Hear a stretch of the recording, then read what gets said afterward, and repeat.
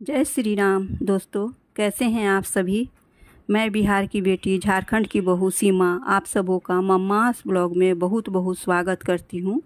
दोस्तों, मैं आप सबों के लिए लेकर आई हूं वट सावित्री पूजा की संपूर्ण बातें जो आप लोगों के साथ शेयर करूंगी।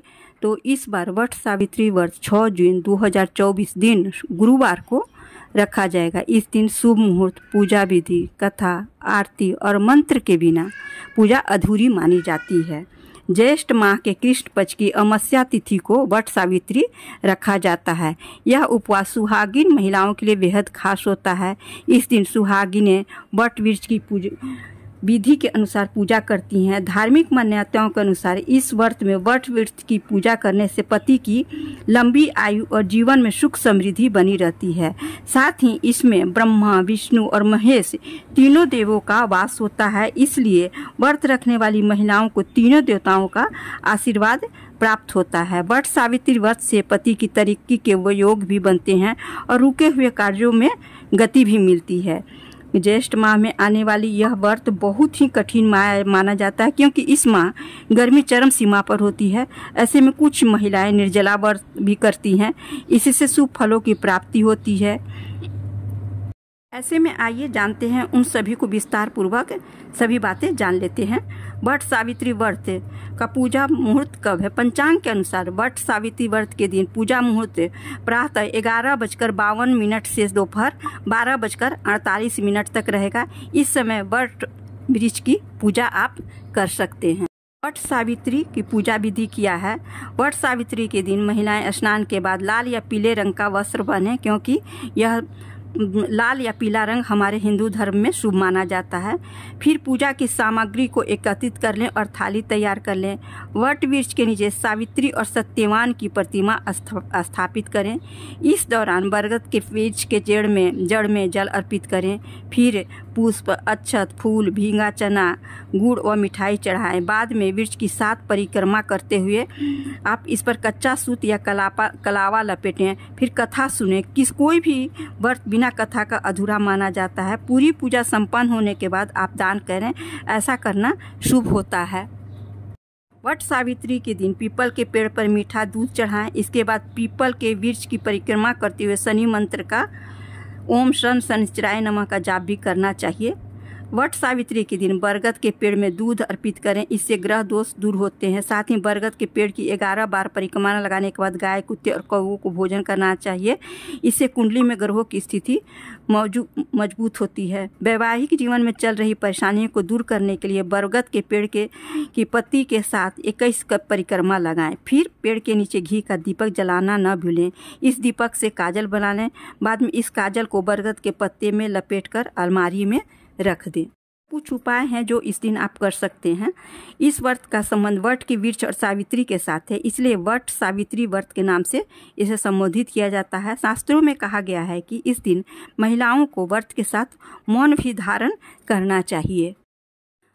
वट सावित्री व्रत विवाहित हिंदू महिलाओं के लिए एक महत्वपूर्ण व्रत है, जिसे पारंपरिक पंचांग के अनुसार ज्येष्ठ माह के पूर्णिमा या अमावस्या तिथि पर मनाया जाता है। इसका उपवास अनुष्ठान त्रयोदशी से शुरू होता है और पूर्णिमा या अमावस्या पर समाप्त होता है। इस बार यह वट सावित्री उत्तर भारत में 6 जून को मनाया जाएगा। प्राय अनेक हिंदू त्यौहार पूर्णिमा या अमावस्या पर आयोजित होते हैं और केवल उसी एक दिन ही मनाए जाते हैं। केवल वट सावित्री एक व्रत एक ऐसा अपवाद है जो पूर्णिमा और अमावस्या दोनों दिनों में मनाया जाता है। ज्येष्ठ अमावस्या वाले दिन इसे शनि जयंती के रूप में भी मनाया जाता है। गुजरात, महाराष्ट्र और उत्तर भारत के दक्षिणी राज्यों में विवाहित महिलाएं इसे पूर्णिमा वाले दिन मनाती हैं और उत्तर भारत की महिलाएं अमावस्या वाले दिन मनाती हैं। आइए अब इसकी कथा भी जान लेते हैं। पुराणों में वर्णित सावित्री की कथा इस प्रकार है। राजा अश्वपति की अकेली संतान का नाम था सावित्री। सावित्री ने राजा धूतमुत्सेन के बेटे सत्यवान को से विवाह किया। विवाह से पहले उन्हें नारद जी ने बताया कि सत्यवान की आयु कम है, तो भी सावित्री अपने फैसले से डिगी नहीं। वह सत्यवान के प्रेम में सभी राजसी वैभव त्याग कर उनके परिवार की सेवा करते हुए वन में रहने लगी। जिस दिन सत्यवान के महाप्रयाण का दिन था, उस दिन वह लकड़ियाँ काटने जंगल गए। वह मूर्छित होकर गिर पड़े। उसी समय यमराज सत्यवान के प्राण लेने आए। 3 दिन से उपवास में रह रही सावित्री उस घड़ी को जानती थी, अतः बिना परेशान हुए यमराज से सत्यवान के प्राण वापस देने की प्रार्थना करती रही, लेकिन यमराज नहीं माने। तब सावित्री उनके पीछे पीछे ही जाने लगी। कई बार मना करने पर भी वह न मानी, तो सावित्री के साहस और त्याग से यमराज प्रसन्न हुए और कोई 3 वरदान मांगने को कहा। सावित्री ने सत्यवान के दृष्टिहीन माता पिता के नेत्रों की ज्योति मांगी, उनका छीना हुआ राज्य मांगा और अपने लिए 100 पुत्रों का वरदान मांगा। तथा वस्तु कहने के बाद यमराज समझ गए कि सावित्री के पति को साथ ले जाना अब संभव नहीं है, इसलिए उन्होंने सावित्री को अखंड सौभाग्य का आशीर्वाद दिया और सत्यवान को छोड़कर वहाँ से अंतर्धान हो गए। उस समय सावित्री अपने पति को लेकर पेड़ के नीचे ही बैठी थी, वट पेड़ के नीचे ही बैठी थी। इसलिए इस दिन महिलाएं अपने परिवार और जीवन साथी की दीर्घायु की कामना करते हुए वट वृक्ष को भोग अर्पण करती हैं, उस पर धागा लपेटकर पूजा करती हैं। मौन धारण करने से महिलाओं को हजारों गौओं के दान जितना पुण्य एक साथ ही मिल जाता है। कहा जाता है कि वट वृक्ष का पूजन और व्रत करने की ही सावित्री ने यमराज से अपने पति को आपस पा लिया था।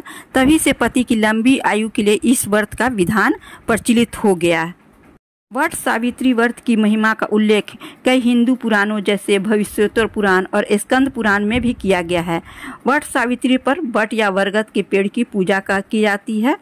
पौराणिक कथाओं के अनुसार बरगद के पेड़ त्रिमूर्ति अर्थात ब्रह्मा, विष्णु और महेश का प्रतीकात्मक प्रतिनिधित्व करता है, इसलिए वट वृक्ष की पूजा किया जाता है। पेड़ की जड़ें भगवान ब्रह्मा का प्रतिनिधित्व करती है, तना भगवान विष्णु का प्रतीक है और पेड़ का ऊपरी भाग भगवान शिव है। इसके अलावा पूरा वट वृक्ष सावित्री का प्रतीक है। महिलाएं अपने पति की सुरक्षा निश्चित करने के लिए इस दिन एक उपवास रखती हैं और अपने अच्छे भाग्य और जीवन में सफलता के लिए प्रार्थना भी करती हैं। इस पूजा में मौली, रोली, कच्चा सूत, भीगे हुए चने, जल और बांस के पंखे का उपयोग किया जाता है। जिस बांस के पंखे को वहाँ वट वृक्ष को थोड़ा सा उनको हवा दिया जाता है, फिर उसी पंखे को घर पर लाकर उससे पति की हवा किया जाता है। ऐसा हमारे स्कंद पुराणों में, महापुराणों में कहा गया है। और तने के चारों ओर सूत लपेटा जाता है, जिससे हमारे पति की लंबी आयु हो और घर पर